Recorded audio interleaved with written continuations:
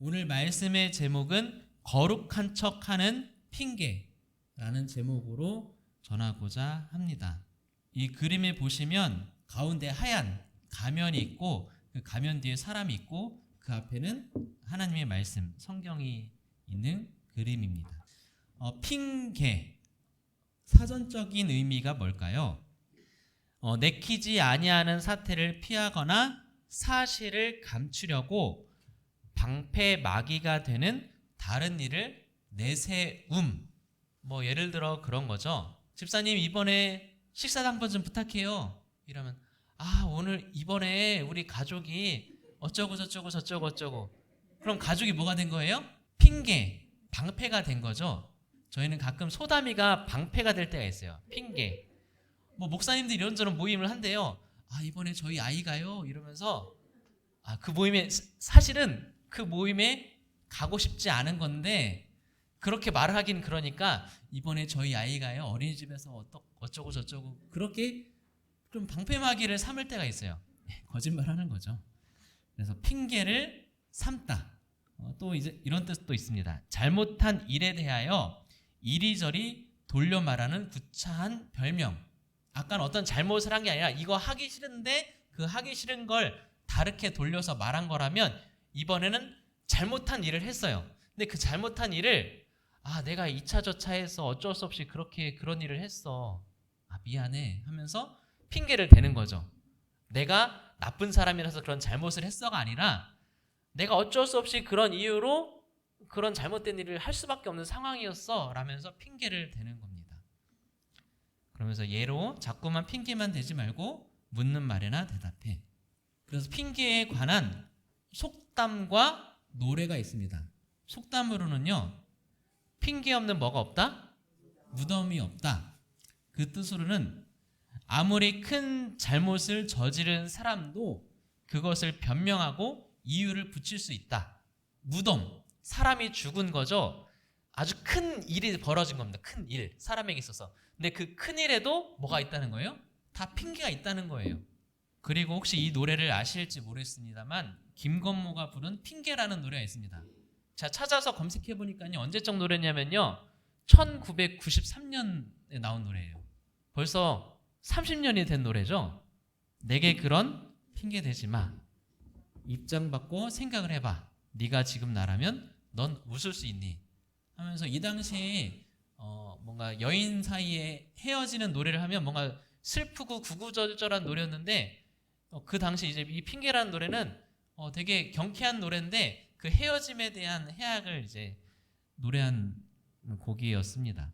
그럼 오늘 말씀의 제목인 거룩한 척하는 핑계는 뭘까?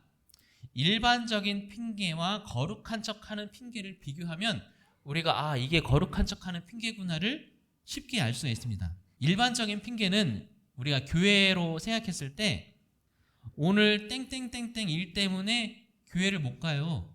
이런 게 보통 일반적인 말이죠. 이런 얘기할 때 참 많은 것 같습니다. 근데 거룩한 척하는 핑계는 너무 교묘하고 완전히 반대예요. 교회 일 때문에 땡땡땡을 못해요. 혹시 이런 핑계 대시면서 살아보신 적 있으신가요? 아니 목사님 저는 일반적인 핑계는 많이 된 것 같은데 거룩한 척하는 핑계는 별로 안 돼본 것 같은데요?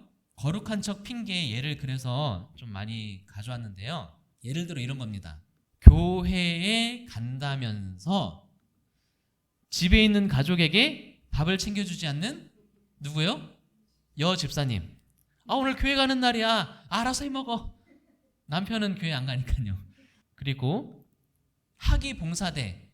이제 삼육학교 학생들이 여름방학 때마다 이제 지역교회에 가서 성경학교를 하거나 농촌 일을 돕는 그런 학위봉사대인데 학위봉사대를 준비한다면서 공부에 소홀한 학생. 또 이런 경우도 있습니다. 도시에 사는 분들이 이런 경우가 있는데 교회에 주보를 만든다면서 직장 업무 시간을 침범하는 청년. 그러니까 직장에 있는 컴퓨터로 직장 일은 안 하고 곧 이제 교회 예배하는 날이니까 교회 주보를 만드는 경우. 그리고 교회의 건축 헌금으로 자녀들에게 경제적 지원을 끊는 원로 장로. 그동안 이제 자녀들이 이제 아이들 학교도 보내고 여러 일로 인해서 나는 좀 넉넉하니까 자녀를 좀 경제적으로 돕다가 이번에 교회 건축 헌금을 해야 된다더라. 더 이상 너에게 돈을 줄 돈이 없다. 이러면서 끊는 경우. 그리고 마지막은 설교 준비를 한다면서 집안일을 전혀 돕지 않는 목회자. 예. 저희 집이 안식일에 가끔 들어오시면 엄청 지저분하잖아요. 다 그런 이유가 있습니다. 예, 저는 소담이를 보기 때문에 바쁘고 저는 설교하면서 이제 집을 내팽개치다 보니까 집이 엉망이에요. 이것이 거룩한 척 핑계를 대는 예들인 것 같습니다.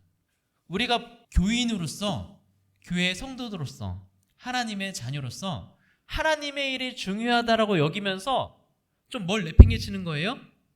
나의 삶과 나의 가족과 다른 사람에 대한 나의 의무를 좀 내팽개치고 있는 것이 거룩한 척하는 핑계입니다.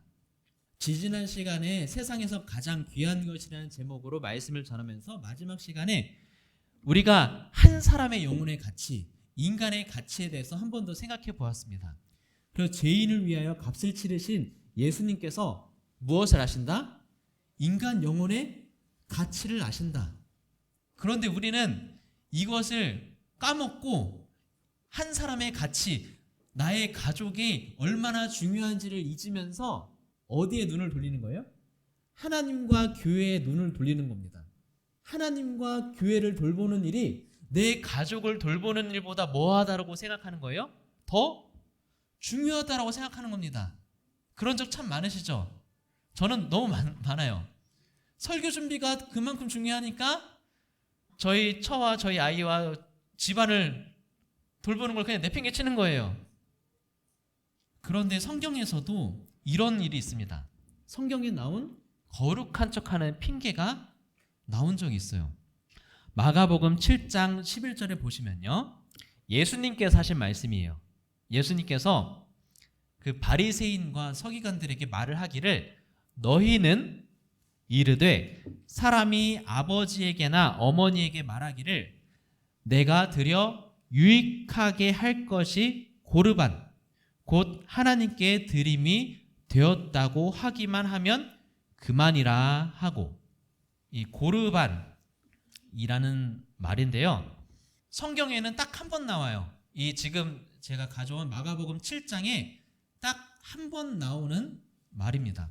그래서 이제 주석의 도움을 받으면요, 고르반, 이제 조금 설명을 드리자면 구약 성경은 히브리어, 오늘말로는 유태인들이 쓰는 말로 써져 있고요, 신약 성경은 헬라어, 오늘말로 치면 그리스 사람이 쓰는 말로 써져 있습니다.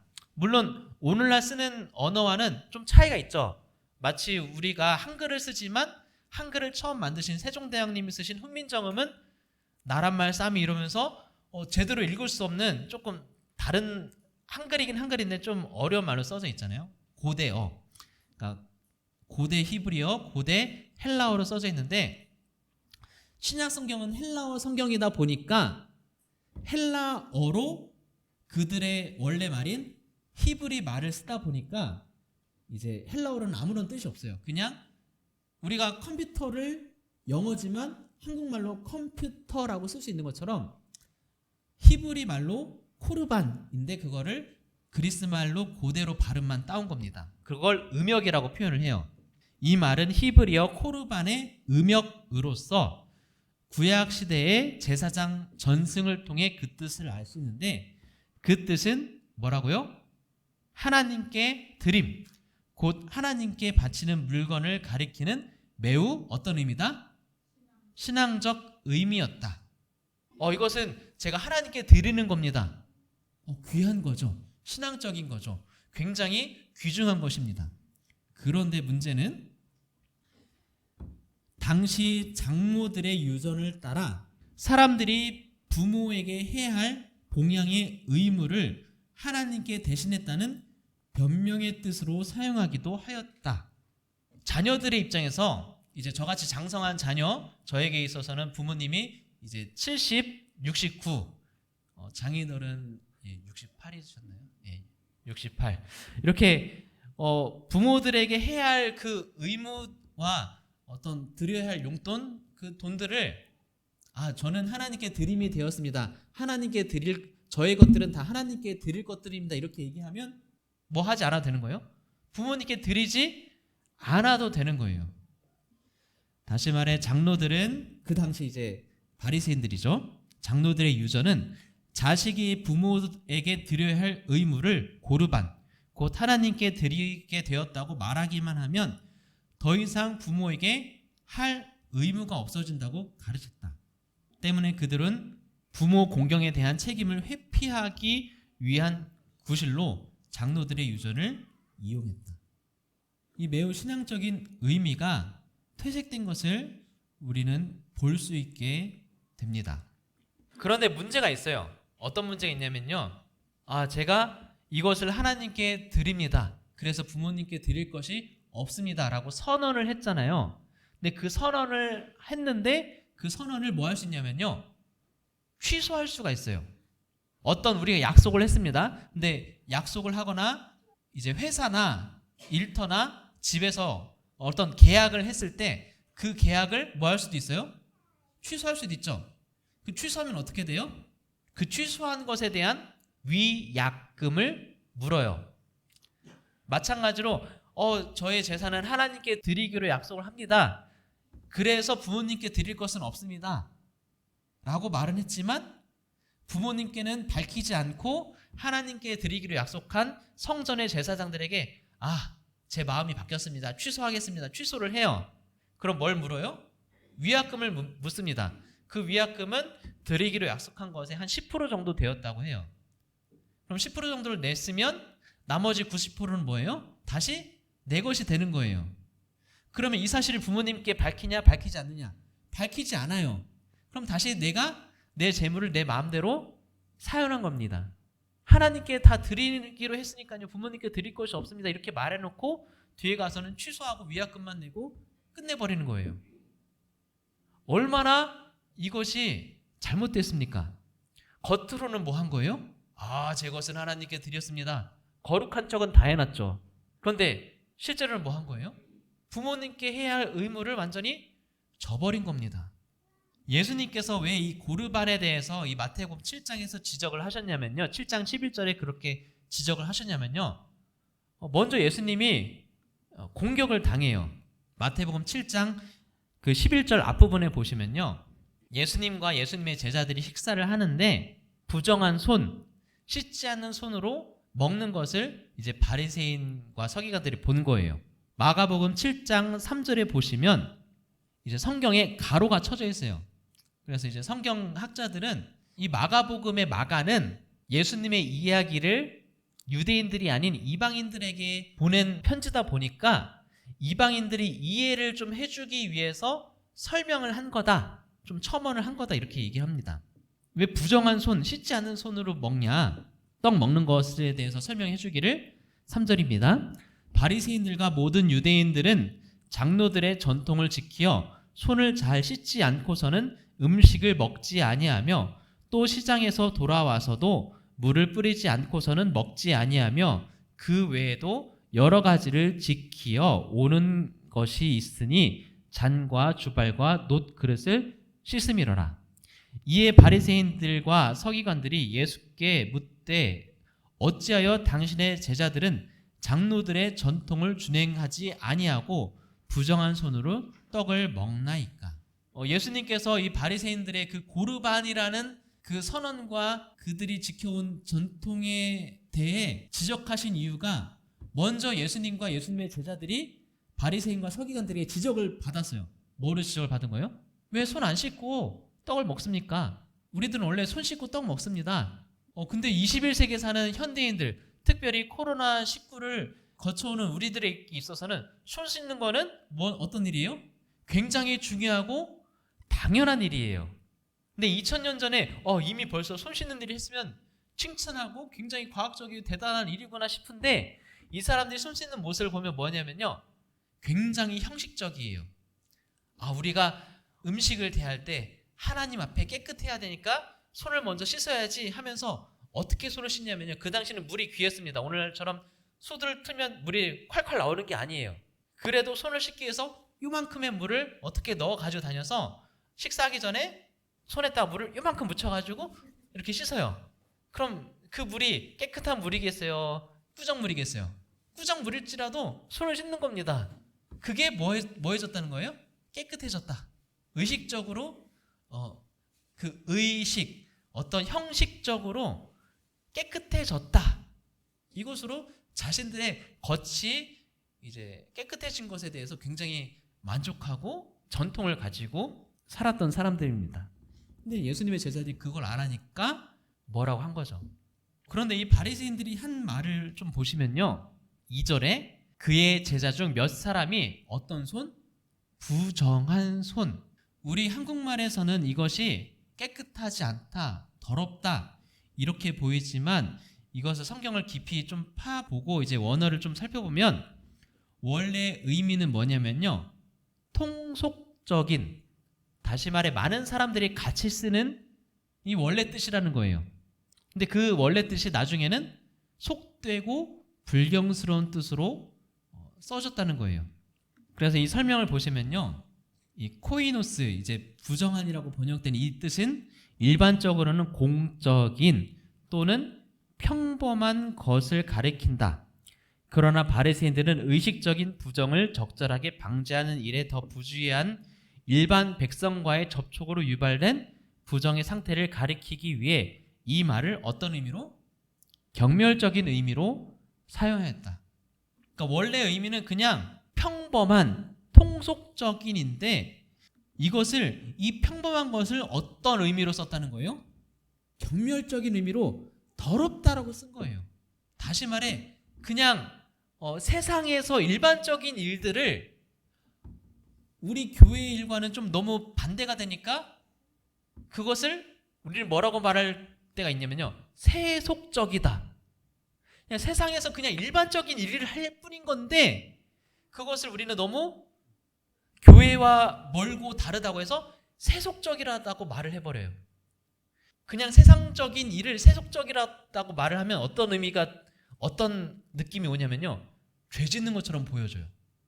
그냥 세상적으로 우리가 일상적인 일을 했을 뿐인데 그것이 교회와 너무 떨어져 있다고 해서 일반적인 일을 세속적이다라고 말하는 것과 같은 거죠.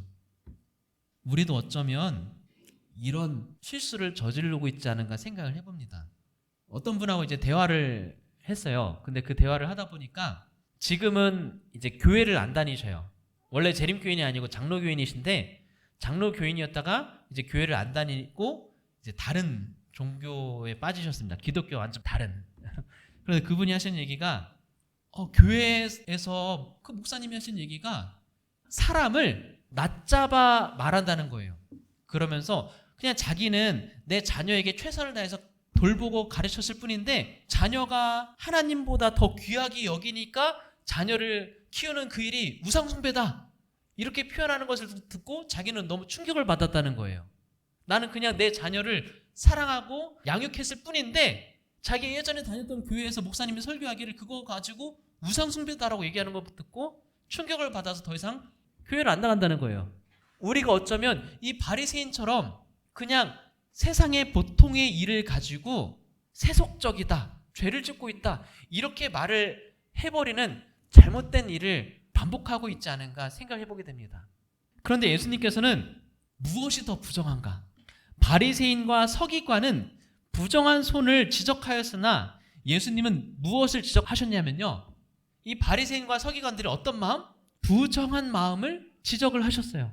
이 마태복음 7장 1절부터 23절까지 잘 보시면 이 서기관과 바리새인들이 지적한 예수님의 제자들의 부정한 손에 대비해서 예수님은 이 바리새인과 서기관들의 부정한 마음, 하나님을 위한다고 말은 했지만 결국은 그 거룩한 핑계로 하나님의 계명, 부모를 공경하라는 그 계명을 완전히 어긴 그 잘못된 부정한 마음을 지적하고 있습니다.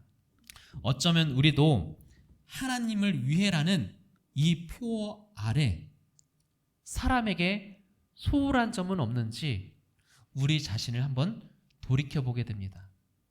우리는 하나님을 위한다고 하면서 세상적인 일은 세속적이다라고 하면서 완전히 분리시켜버리고 오히려 세상을 손가락질한 적이 있지 않은지, 하나님을 위해라는 표어 아래 사람에게 소홀하진 않았는지, 아까 보신 것처럼 거룩한 척하는 핑계, 이런 핑계를 대면서 우리는 교회를 위한다는 명목 아래 내가 책임지고 돌봐야 할 사람들에 대해서 소홀히 하지 않았는지 우리 자신을 다시 한번 점검해보고 살펴보게 됩니다. 이것들을 좀 다른 말로 표현하자면 바리새인들의 외식이에요. 외식. 겉으로 만들어내고 꾸며냈다. 그래서 마가복음 7장에 제자들이 손을 씻지 않고 그것을 지적한 것도 바리새인들의 외식이에요. 자신들은 뭐예요? 겉으로 우리는 깨끗하게 씻는다. 손도 씻고 우리의 그릇도 씻는다. 근데 예수님의 제자를 왜 안 씻냐? 근데 이제 예수님께서 그 외식에 대해서 얘기하시면서 그래, 그런데 너희들 하나님께 드림이 되었다고 얘기하면서 결국엔 그 속으로는 다 돈을 돌리고 부모님께 효도하지 않고 하나님의 계명을 다 무시하고 있지 않은가? 이 시대의 소망 409쪽에 보시면요, 같이 읽어보실까요? 시작. 바리새인들의 외식은 이기주의에서 나온 것이다. 자신을 영화롭게 하는 것이 그들의 생애의 목적이었다. 겉을 깨끗하게 하는 것, 자신들의 이기심에부터 나왔다는 거예요. 그러면 우리도 내가 돌봐야 할 사람은 내팽개치고 교회만 신경 쓰는 건 그 안에 어쩌면 우리의 이기심이 녹아있을 수도 있는 거예요. 바리새인들처럼. 그러면서 이제 시대의 소망에서 계속 얘기하기를 이기심을 마음에 품으면 심령을 더럽히고 멸망시키는 작용을 하는 것이다. 하나님께서 설명하신 것보다도 쉬운 길을 가고자 하여 하늘의 교훈 대신 인간의 이론과 유전을 채택하도록 이끄는 것은 뭐다? 자기에 대한 사랑이다.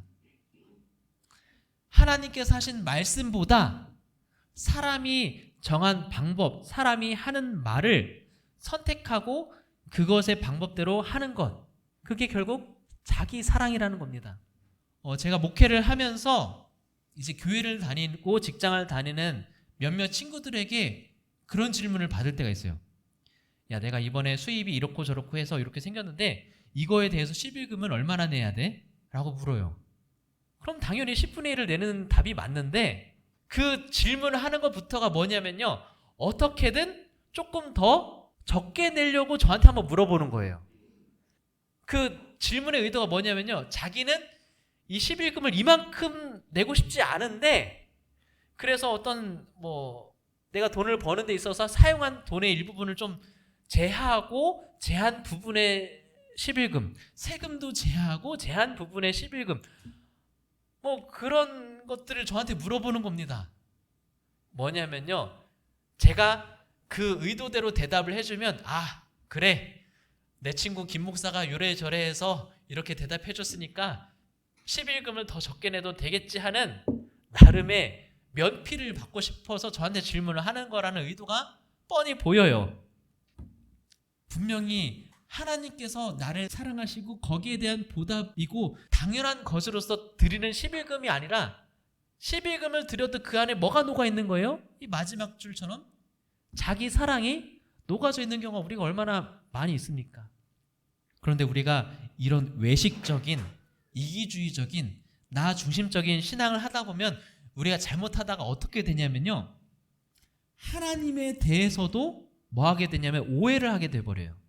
교육 75쪽, 77쪽에 보시면 사람들은 죄를 선호하는 마음에서 하나님을 마치 그들 자신과 같은 속성을 가진 존재로 파악했다. 무슨 소리냐면요, 하나님을 나와 비슷한 존재로 착각했다는 거예요.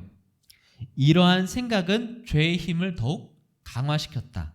사람들은 제멋대로 해석했다. 그들은 하나님을 그들과 같은 분으로 알았다. 그러면서 다시 말해 그분도 자신을 찬양할 목적으로 자신의 즐거움을 만족시키기 위하여 여러 가지 요구를 하시며 또 그 이기적인 목적에 도움이 되는 자를 취하고 방해가 되는 자를 버리는 분이라고 생각하였던 것이다. 하나님을 이기적인 분으로 생각했다는 거예요. 내가 이기적인 사람으로서 하나님을 믿으면서 하나님도 뭐 하다는 거예요? 이기적인 분으로 생각하면서 신앙을 했다는 겁니다. 우리가 이런 신앙이 너무 위험해요. 내가 이기심을 가진 채 하나님을 섬기다 보면 어떠한 지경에까지 가냐면요, 하나님도 어떤 분이라고 오해를 하는 거예요? 이기적인 분이라고 오해를 하게 되는 거예요. 내 이기적인 신앙의 근거를 대기 위해서 내가 믿는 하나님조차도 이기적인 분으로 착각하는 거예요. 이런 신앙인의 모습, 이런 종교의 모습이 어떤 종교냐면요, 신을 위해서 무엇을 희생? 사람을 희생시킨 종교. 목사님, 우리가 교회를 다니면서 제가 희생할 때가 얼마나 많았는데요, 하나님을 위해서는 사람이 희생하는 게 맞죠? 라고 반박하실 수가 있어요.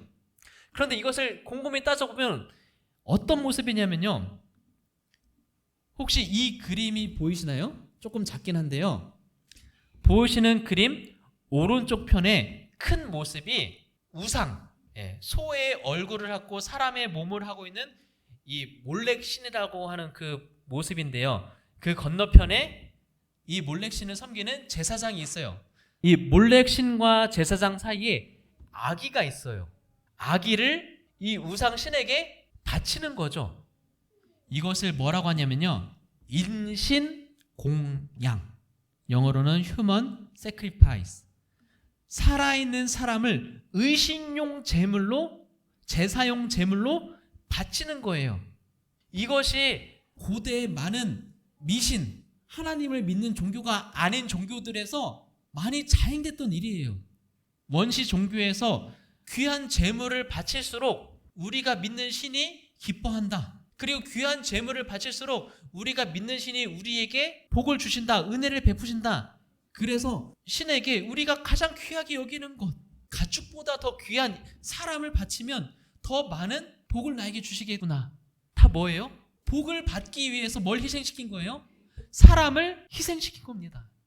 그러면 우리가 교회를 다니고 있고 하나님을 섬기고 있으나 우리가 하나님을 위해 사람을 희생시킨다면 뭐와 다를 바가 없는 거예요? 이 고대에 미신을 섬기던, 우상을 섬기던 종교와 다름이 없는 거예요. 기독교는 완전히 반대입니다. 아까는 신을 위해 사람이 희생이 된 종교라면 기독교는 완전히 반대예요. 사람을 위해서 뭐예요? 신이 희생한 종교가 바로 그리스도교입니다. 바로 기독교예요. 바로 우리가 교회를 다니고 하나님을 섬기는 이유입니다. 다른 종교들은 신을 위해서 사람이 희생한 반면 그리스도교만큼, 교회만큼은 사람을 위해서 신이 희생되었습니다. 바로 예수님께서 십자가에서 죽으신 거죠. 지난번에도 읽으셨지만 한 번 더 반복해서 읽어보시겠습니다. 죄인의 시작. 죄인의 구원을 위하여 값을 치르신 그분은 인간의 영혼의 가치를 아신다. 아멘. 바리새인들은 자신들의 이기심을 가진 채 하나님을 섬겼습니다. 그러면서 하나님을 섬긴다는 핑계로 많은 것들을 자신들의 마음의 그 이기심을 가려오면서 살았어요. 그렇다 보니 자신들 외에 다른 사람들을 희생시키면서, 하나님을 위한다는 명목 아래 다른 사람들을 희생시키면서 자신들의 안위를 더욱 생각하면서 살았던 사람들입니다. 하지만 예수님께서는 오히려 완전히 반대였어요. 다른 사람을 살리기 위해서, 우리를 살리기 위해서, 나를 살리기 위해서 오히려 자신을 희생하신, 십자가에서 죽으신 분이 바로 예수님이십니다. 그래서 어쩌면 우리가 그동안 바리새인처럼 외식, 거룩한 척하는 핑계를 대면서 살아왔던 사람이라면 이제는 그 외식을 버리게 되시기를 간절히 바랍니다. 어떻게 그 외식을 버릴 수 있는가? 시대의 소망 409쪽 같이 읽어보시겠습니다. 그리스도의 종교는 성실 바로 그것이다. 하나님의 영광을 위한 열성은 성령으로 말미암아 심어진 동기이며 성령의 효과적인 역사하심만이 이 동기를 불어 넣을 수 있다. 아멘. 오직, 여기 읽겠습니다. 시작. 오직 하나님의 능력만이 이기심과 외식을 쫓아낼 수 있다. 이 변화가 하나님의 역사하시는 표적이다. 아멘. 우리가 오늘 이 말씀을 들으면서 우리의 어떤 잘못된 부분, 하나님을 위한다면서 사람을 저버리는 그런 부분들을 우리가 살폈지만 이것을 바꾸는 방법은 우리에게 있다는 거예요? 없다는 거예요? 이 방법이 우리 스스로에게는 없다는 겁니다. 오직, 다시 읽어보실까요? 오직, 시작. 오직 하나님의 능력만이 이기심과 외식을 쫓아낼 수 있다. 이 변화가 하나님의 역사하시는 표적이다. 우리가 아무리 나의 잘못된 부분을 알고 있다 할지라도 이것을 바꿀 능력이 나에게는 없다는 거예요. 하나님의 능력만이 나의 이기심과 외식을 쫓아낼 수 있습니다. 성도 여러분, 우리가 내 이기심을 가리기 위해서 하나님의 이름을 갖다 쓰는 것이 아니라 내 이기심을 진짜로 내쫓기 위해서 하나님의 진정한 능력을 구하는 진정한 신앙인이 되시기를 간절히 바랍니다. 그래서 우리의 부정한 마음이 깨끗한 마음으로 변함을 입게 되시기를 간절히 바랍니다. 마태복음 5장 8절 제가 읽겠습니다. 마음이 청결한 자는 복이 있나니 그들이 하나님을 볼 것이며. 산상본 마태복음 5장 8절에 있는 말씀입니다. 마음이 청결한 자, 그 사람은 어떤 사람이라는 거예요? 복이 있는데 왜 복이 있냐면 하나님을 뭐 한다는 거예요? 볼 것이며. 이 마태복음 5장 8절에 대한 설명이 있는 산상본 24쪽에서 27쪽에 보시면요, 이 깨끗한 마음, 청결한 마음이 무엇이냐면요, 그리스도께서 뭐 하시면? 사람의 마음 가운데 거하시면 말과 생각과 행동이 순결하고 고상하게 될 것이다. 우리 마음 가운데 누가 계시면요, 예수님께서 계시면 우리 마음이 깨끗한 마음, 말과 생각과 행동이 순결하고 고상하게 된다.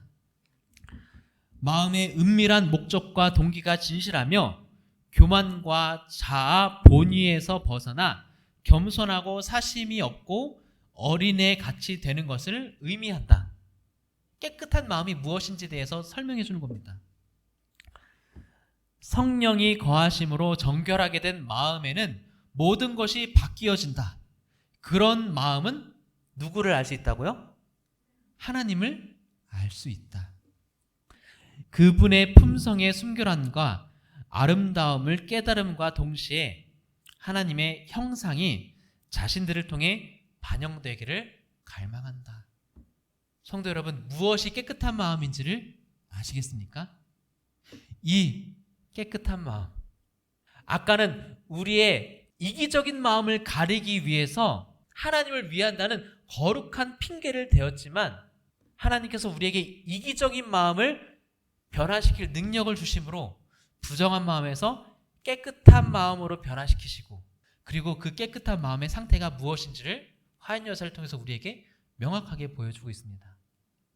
두 번째 보시면요, 마음의 은밀한 목적과 동기가 진실하며 교만과 자아 본위, 내 자신을 위하는 그 마음에서 벗어나 겸손하고 사심 없고 어린애같이 되는 것. 오늘 말씀을 줄이면서 코람 데오, 라틴어긴 한데요, 좀 멋있는 말을 만들 때 라틴어를 많이 쓰긴 하는데요, 하나님 앞에서 라는 뜻이에요. 코람 데오. 이 말씀을 같이 읽어보시겠습니다. 마음이, 시작. 마음이 청결한 자들은 하나님이 이 세상에서 그들에게 주신 시간 동안 마치 그분이 눈앞에 계신 것처럼 생애한다. 아멘. 산상본 27쪽에 있는 기록입니다. 성도 여러분, 우리가 마음이 청결하다면 우리가 이 세상에 사는 동안 우리 눈앞에 누가 계신 것처럼, 하나님이 계신 것처럼, 우리 옆에 누가 계신 것처럼, 예수님이 계신 것처럼 우리가 살아가게 됩니다. 우리가 하나님 앞에 있지 아니하고 예수님이 곁에 없기 때문에 거룩한 척 핑계만 대고 살았어요. 하나님을 위하는 척 하면서만 살았습니다. 내 이기심은 가린 채. 그런데 하나님께서 우리에게 이 이기적인 마음을 완전히 변화시켜 주시고 우리가 날마다 하나님의 앞에 내 옆에 예수님이 동행하면서 깨끗한 마음으로 살아가시면서 더 이상 이제는 거룩한 척 핑계를 대지 아니하시고 진짜 거룩한 삶을 살게 되시는 저와 우리 모든 성도님 되시기를 간절히 바라면서 오늘 말씀을 줄이겠습니다.